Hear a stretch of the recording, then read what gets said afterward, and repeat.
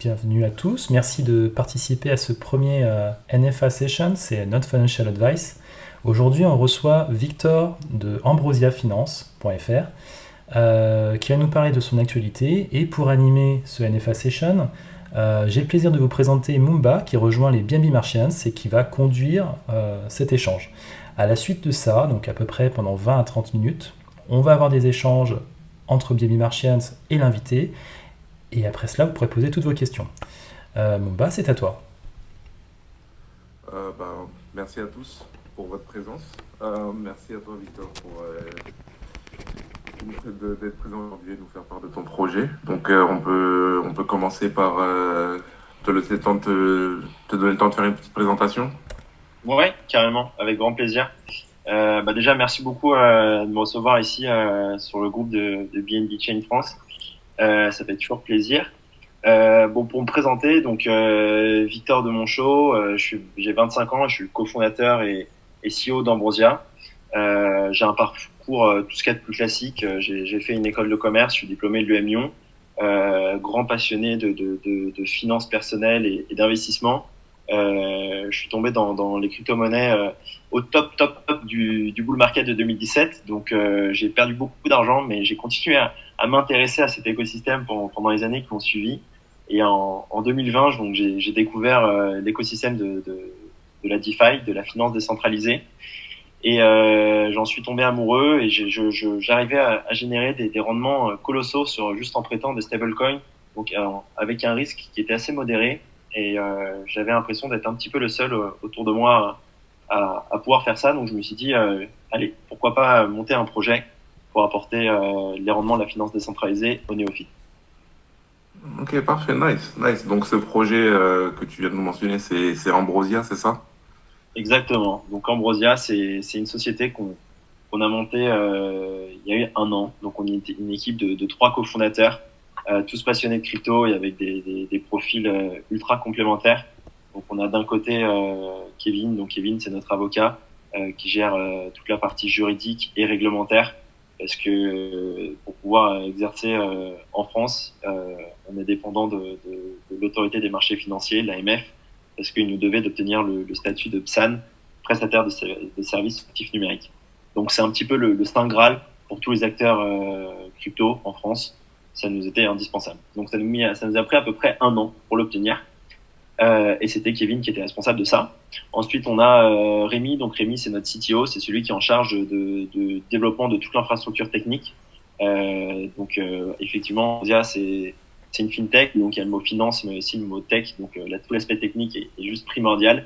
Et enfin moi-même, donc je suis le CEO, j'ai un profil beaucoup plus business chez Ambrosia. Ok, ok, ouais, c'est intéressant. Intéressant, donc du coup, Ambrosia a été incubé par Binance Lab, c'est bien ça?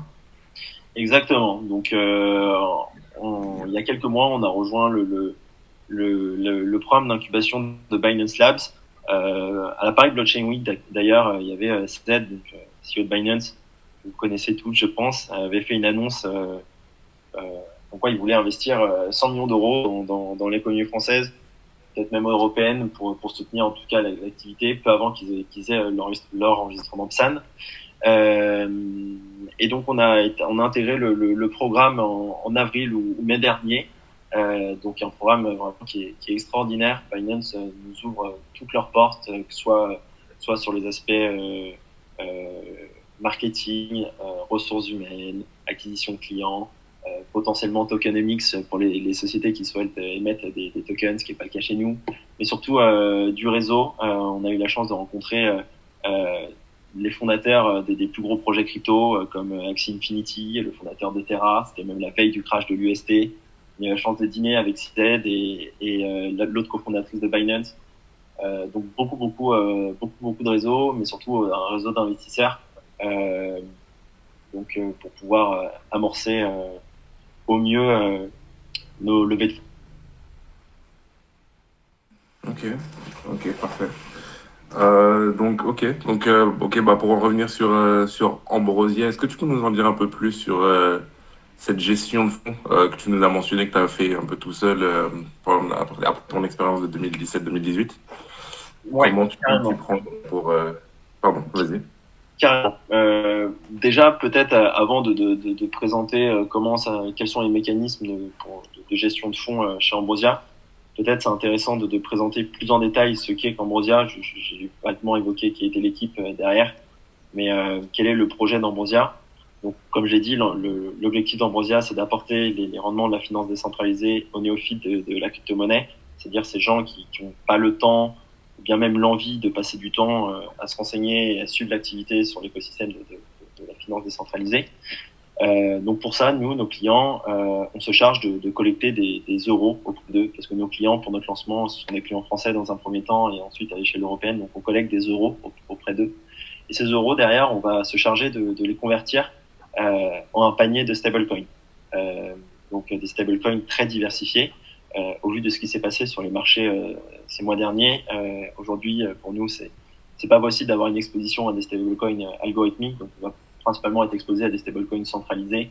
Donc on peut citer l'USDC, le DAI, le PUSD, le USDT, voilà, les principaux stablecoins sur lesquels on va y positionner.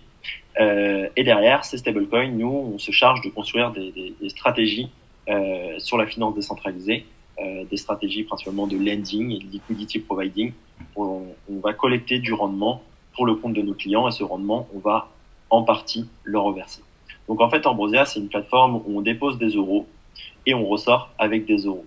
Donc c'est pour ça que c'est une plateforme qui est adressée vraiment à un public très néophyte des crypto-monnaies. C'est super intéressant. Et du coup, vous utilisez quelle plateforme ou c'est quelque chose que tu n'es pas encore en mesure de partager pour le moment? Non, bien sûr. Avec très grand plaisir. Donc en fait, il faut savoir que la finance décentralisée, aujourd'hui, ça reste un écosystème encore jeune. On n'a pas énormément d'historique. Ça date globalement l'avènement de la finance décentralisée depuis 2020, globalement. Donc, il faut mettre en place des mesures pour se protéger du risque. Ce risque, du coup, il peut être absorbé de différentes manières. Et la première façon, c'est la diversification. Cette diversification, elle peut s'exercer sur plusieurs sujets. Le premier, c'est sur les stablecoins, comme j'ai pu le dire à l'instant. Mais le deuxième, c'est aussi sur les différentes blockchains qu'on va utiliser. Donc, pour notre lancement, il n'est pas prévu qu'Ambrosia soit exposé à la blockchain Ethereum, car elle est trop onéreuse aujourd'hui, elle coûte trop cher en termes de gas fees. Et on va principalement être exposé ensuite à des EVM, donc des Ethereum virtual machines, donc des blockchains qui vont être pour nous beaucoup moins coûteuses, mais tout aussi intéressantes. Si je peux te donner quelques exemples, donc on va avoir bien entendu la BNB Chain, mais on peut aussi avoir une exposition à Avalanche, à Phantom et d'autres blockchains qui ne sont pas du tout des EVM, hein, donc ça peut être également du Solana ou autre. Ok, donc c'est super intéressant niveau rendement client, surtout que comme tu viens de nous le dire, tu évites la blockchain Ethereum parce que à cause des gas fees. Et ce qui serait intéressant maintenant, c'est peut-être que tu nous expliques un peu votre business model. Comment est-ce que vous rémunérez? Ouais, carrément. Juste pour répondre à ta question précédente sur quelles sont les plateformes qu'on utilise, je peux te présenter du coup quelques plateformes qui vont être exposées à la BNB Chain. Donc sur une période de bull market où il était très facile de générer du rendement sur du lending et du liquidity providing uniquement avec des stablecoins. On pouvait uniquement se contenter des plus grosses plateformes, donc les mastodontes de la DeFi uniquement exposées à la BNB Chain. Donc on peut citer PancakeSwap ou Venus.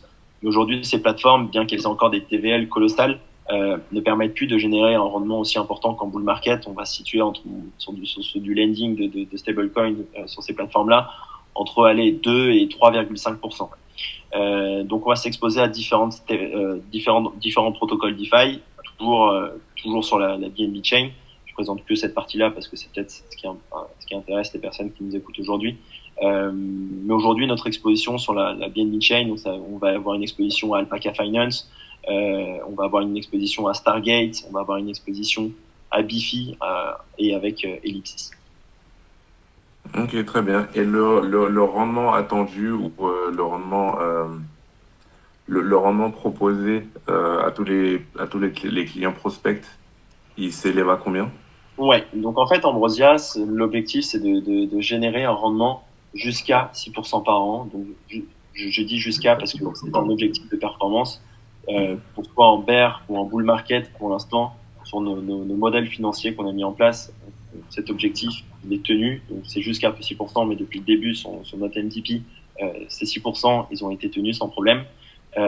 Et l'engagement contractuel qu'on fait vis-à-vis de nos clients, c'est que si jamais Ambrosia n'arrive pas à générer une performance de 6%, eh bien, on ne se paye pas. Donc, c'est un moyen de rassurer nos clients. Autre levier pour rassurer nos clients, c'est qu'on n'est pas là pour générer un maximum de performance et prendre un maximum de risques sur le dos de nos clients. Au-delà d'une performance de 13% par an, le surplus est reversé à nos clients. Donc, d'une manière générale, il faut partir du principe qu'on part sur un rendement de 6%. Et le business model d'Ambrosia, c'est de générer sur ce qui est fait au-delà de 6%. Donc, tout ce qui est fait au-delà revient dans les caisses d'Ambrosia. Tout ce qui est fait au-delà de 6% revient dans les caisses d'Ambrosia. Donc, c'est comme ça que vous vous rémunérez? Exactement. Ok, donc tu vas répondre à la question suivante. Du coup, tu as déjà fait une petite passe sur l'idée de la maîtrise du risque en utilisant la diversification. Est-ce que tu as d'autres méthodes en vue ou la diversification? Ouais, Effectivement, il y a 3 leviers globalement pour absorber le risque. La diversification, mais la diversification, c'est valable dans tous les domaines de la vie, pas que dans les cryptos. Le deuxième levier de diversification, c'est qu'il est possible de s'assurer directement on-chain sur certains stablecoins potentiellement, même contre le risque de défaillance d'un smart contract. Néanmoins, aujourd'hui, les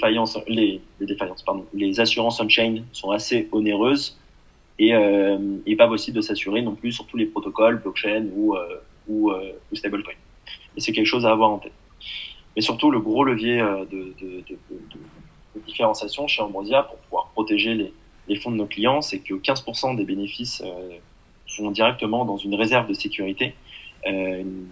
Cette réserve de sécurité, elle va grossir au fur et à mesure de l'activité d'Ambrosia. Et demain, si potentiellement il y a une défaillance sur un stablecoin, donc un stablecoin qui perd le peg par rapport au dollar, une défaillance sur une blockchain ou bien un smart contract qui se fait hack, eh bien Ambrosia vient piocher dans cette réserve de sécurité, partiellement ou totalement, pour pouvoir rembourser les pertes qui ont été engendrées pour nos clients. Ok, c'est pas mal. C'est vrai que je me sens tout d'un coup plus en sécurité de savoir que vous avez ce levier de sécurité supplémentaire. Ouais. Je me permets je vois aussi que dans le chat, une personne pose une question sur la gestion du risque de change, et effectivement, c'est une très bonne question. Faut savoir que nous, on habite en Europe, on est français, on a des euros, derrière, on va convertir le patrimoine de nos clients en stablecoin dollars, USD. Donc effectivement, nos clients vont devoir absorber ce risque de change. Donc c'est des gens qui sont prêts à avoir une exposition par rapport au dollar. Donc sur notre V1, sur notre lancement commercial, effectivement, il faut savoir qu'il y a un risque de change et qu'il faut être prêt à l'assumer. Après, aujourd'hui, quelqu'un qui a un patrimoine uniquement exposé à l'euro, est-ce que c'est la meilleure des options? Je ne sais pas, je suis pas là pour donner des conseils en investissement.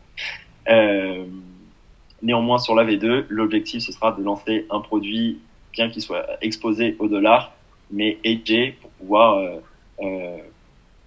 pouvoir assurer nos clients face à ce risque de euro-dollar. Ok, c'est génial, c'est génial. On a une autre question avant de continuer avec l'animation. On a une question de Muse qui demande est-ce que les wallets que vous utilisez sont partagés avec vos clients? Alors, faut savoir qu'Ambrosia est une entreprise française, une SAS, qui est centralisée, purement centralisée. On se veut d'être transparent vis-à-vis de nos clients sur les protocoles qu'on utilise, nos expositions et nos allocations.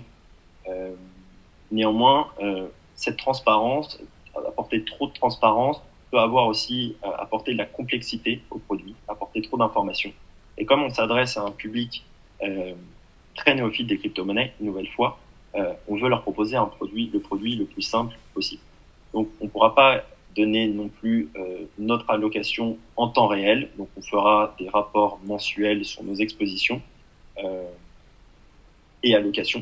stablecoin, blockchain et protocole. Mais on ne rentrera pas plus dans les détails. Est-ce que ça répond à la question? Yes, parfait. Ok, bah on continue. Est-ce que tu peux nous dire pourquoi est-ce que vous avez choisi la BNB Chain pour faire travailler les crypto-confiés? Ouais, bah écoute, comme je te le disais au tout début, aujourd'hui, Ethereum, bien qu'on soit en bear market, les frais sont trop importants et on ne peut pas s'y exposer. Donc, on était obligé de s'exposer à d'autres blockchains qu'on considère comme étant robustes. Il n'en existe pas 100 000 des blockchains très robustes dans l'écosystème. Il y en a quelques-unes, mais elles se comptent quand même sur les doigts de deux mains. Donc, BNB Chain, parce que c'est une blockchain robuste, et deux, accessible en termes de frais. Et le troisième levier, qui est peut-être le plus important, c'est tout simplement parce que BNB Chain est l'une des blockchains les plus implantées dans l'écosystème DeFi.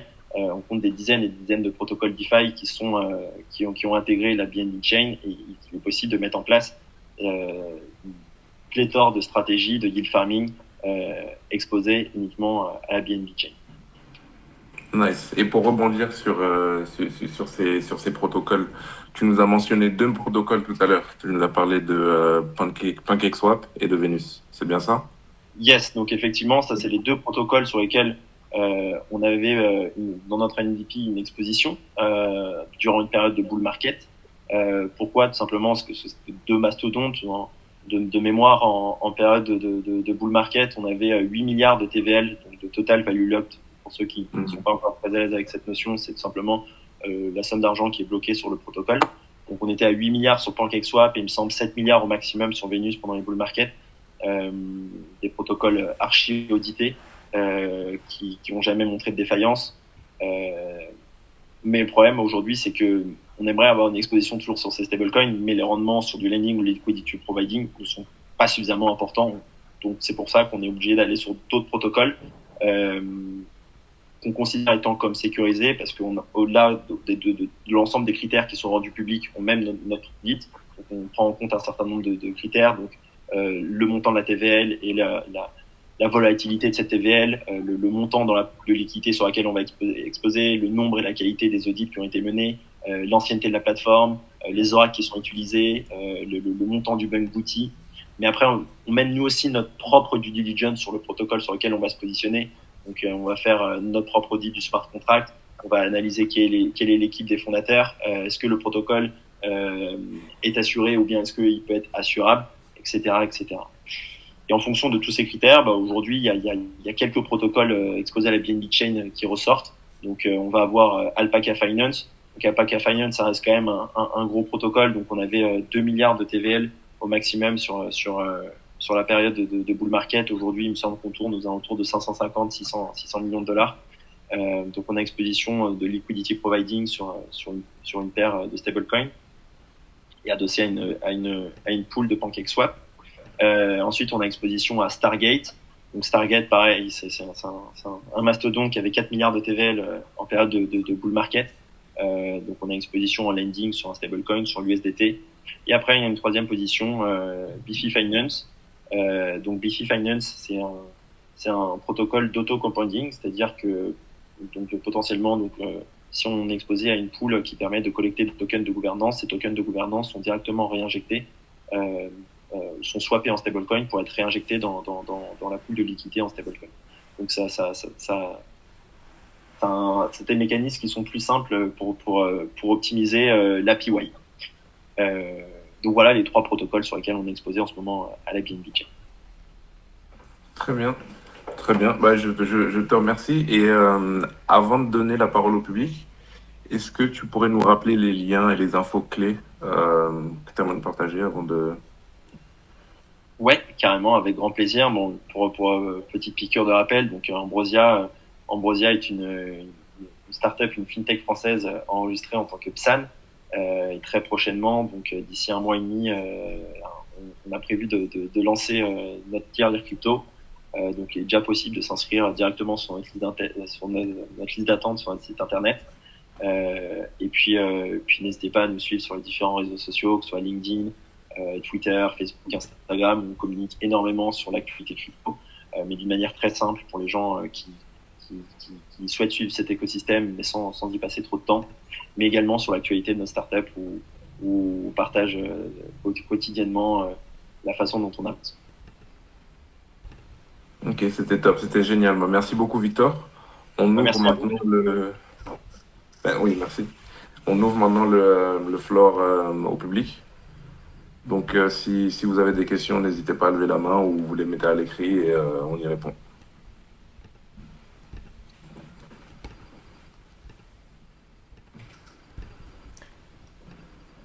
Eh ben alors, si personne ne pose de questions, je me jette à l'eau.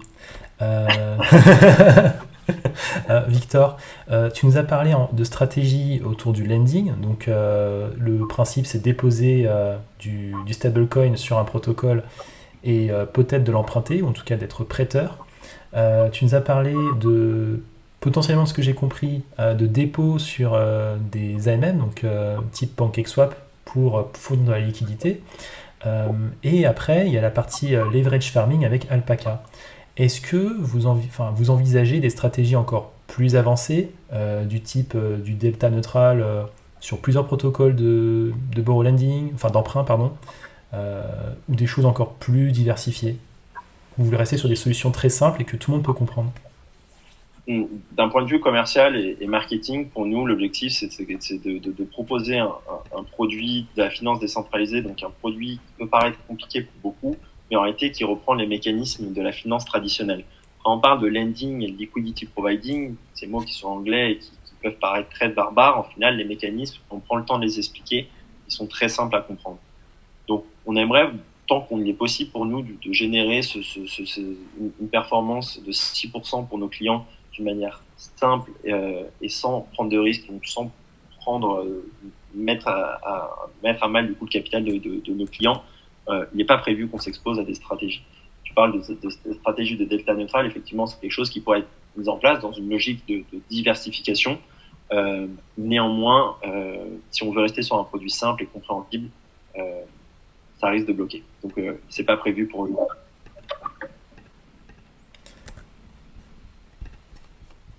Est-ce que ça répond à la question, Brian? Bah, bien sûr, bien sûr, bien sûr. C'était très clair. Merci. Ok. Merci. Ok. On a une autre question dans le canal de Muse qui demande participez-vous à la gouvernance de certains projets dont vous détenez les tokens de gouvernance? Alors, faut savoir que Ambrosia, dès lors que, donc effectivement, lorsqu'on va faire potentiellement du liquidity providing sur un protocole, on va avoir un rendement, du yield en stablecoin, parce qu'on fournit des stablecoins, mais on va aussi avoir du yield donné avec le token de gouvernance de la plateforme. Donc, on pourrait très bien effectivement participer à la gouvernance des protocoles sur lesquels on est positionné. Néanmoins, si on conserve ce rendement en token de gouvernance, on est exposé à la volatilité des crypto-monnaies. Donc, dit volatilité, dit plus difficile pour nous derrière de proposer un rendement stable à nos clients et encore plus compliqué pour nous de faire jouer les intérêts composés, donc l'APY des positions de nos clients. Donc en fait, non, on a pris la position de ne pas prendre parti à la gouvernance des protocoles sur lesquels on est exposé, parce que tout simplement, dès lors qu'on collecte des tokens de gouvernance, on les convertit, on les swap automatiquement en stablecoin pour pouvoir les réinjecter dans nos pools de liquidité. Ok, parfait, c'est clair. On en reçoit un clin d'œil dans le groupe chat. Merci Victor. Est-ce que je peux poser une question encore, Victor? Bien sûr. Je t'écoute, Brian. Alors, des projets français, on n'en a pas beaucoup. Je suis très content que tu sois notre premier invité. Par rapport au développement du projet, parce que tu nous as dit que ça nous a pris 1 an, au niveau de l'écosystème français, des projets qui se build sur BNB Chain, quel est ton retour aujourd'hui? Ça a été facile pour toi de constituer une équipe, ou est-ce que c'est un petit peu la chance des rencontres? Tu peux nous en parler un peu? Comment ça s'est constitué ce projet Ambrosia? Pour te raconter un petit peu l'histoire de rencontre des fondateurs, mon premier associé, Kevin, qui est notre avocat, qui gère toute la partie juridique et réglementaire, C'était tout simplement l'un de mes élèves de tennis, parce que pendant les études, pour y un petit peu de sous, j'étais professeur de tennis et en grand passionné de finance, d'investissement et plus particulièrement de crypto-monnaie. Je parlais tout le temps de ces sujets et 99% des gens étaient saoulés, mais il y avait ce petit Kevin qui était plus réceptif que les autres C'est et génial. qui a voulu approfondir le sujet. Et il m'a dit un jour, écoute, on va se poser, on va boire un verre et tu m'as expliqué clairement ce que tu as dans la tête. Et donc, à partir de ce moment-là, on a voulu commencer à construire Ambrosia. Très rapidement, au bout de quelques semaines, on a identifié les besoins techniques de ce projet et il a fallu rencontrer du coup Rémi par l'intermédiaire d'un ami qui nous a mis en relation. Super. Je suis pas. Mumba, t'allais dire un truc? Oui, oui, bah j'allais dire, enfin, j'avais pas entendu la fin de sa phrase. J'étais pas sûr que tout le monde ait pu entendre. Alors du coup, sur la fin de la phrase, je disais que Rémi, quand on a lancé le projet, Rémi, notre CTO, nous a rejoint peu après avoir commencé à réfléchir au projet, parce qu'on avait identifié des besoins techniques et des besoins techniques qu'on voulait internaliser, et donc avoir une équipe ultra complémentaire. Donc un ami a joué le rôle Ok. pour faire une mise en relation et nous faire rencontrer ce. C'est génial. Et aujourd'hui, la roadmap pour Ambrosia, tu peux nous en parler un peu?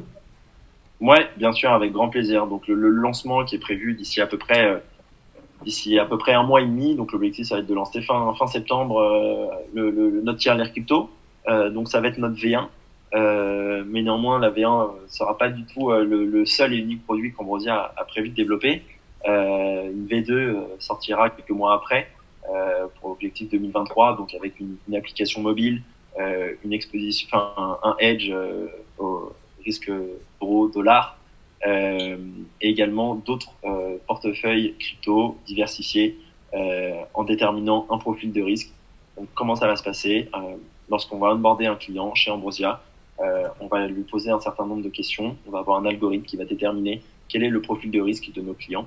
Et en fonction du profil de risque, on va leur proposer un portefeuille crypto, donc des crypto-monnaies pour le coup qui sont volatiles, et de sorte qu'il n'ait pas à se soucier de la sélection et du moment de quand acheter, ni même quand revendre ces crypto-monnaies.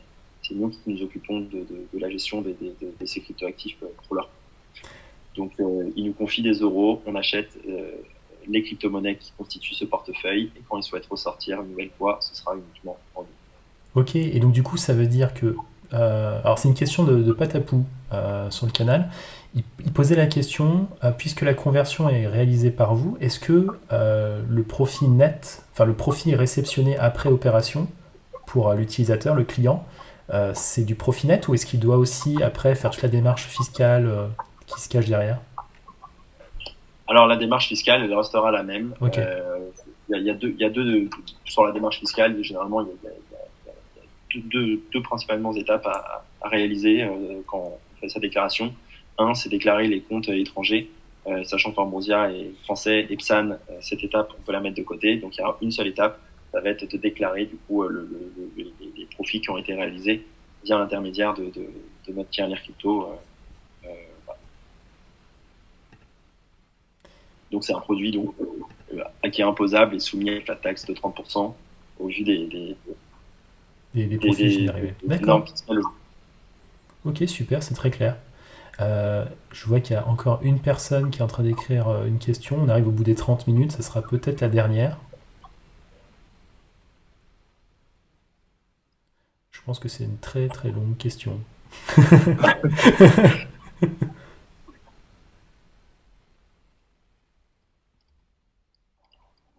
Non? Bon. Ah, ça y est. Je Alors, la lis.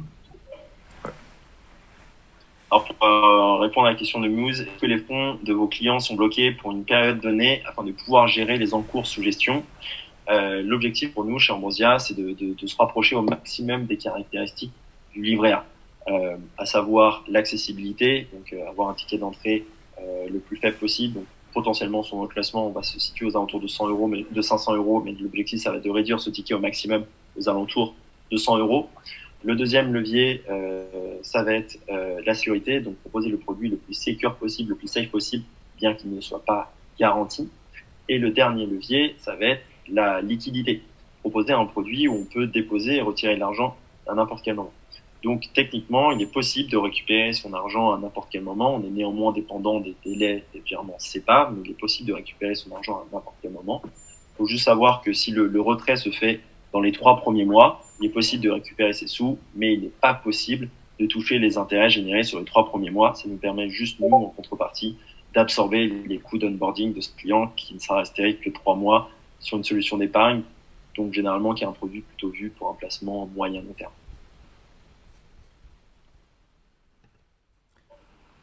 Eh bien, merci beaucoup Victor. On arrive au terme du premier NFA Session. Juste avant de partir, tu peux nous rappeler le lien pour découvrir Ambrosia, s'il te plaît? Ouais, avec grand plaisir. Donc, vous pouvez nous découvrir sur notre site ambrosiafinance.fr. Super. Eh bien, merci encore. Cet enregistrement sera partagé ensuite sur les réseaux. Encore merci Victor. Et puis, je pense qu'on se reverra bientôt pour l'évolution de ton projet. Avec grand plaisir. Merci Brian et Mumba et à toute la communauté de m'avoir écouté aujourd'hui. C'était un plaisir. Merci beaucoup.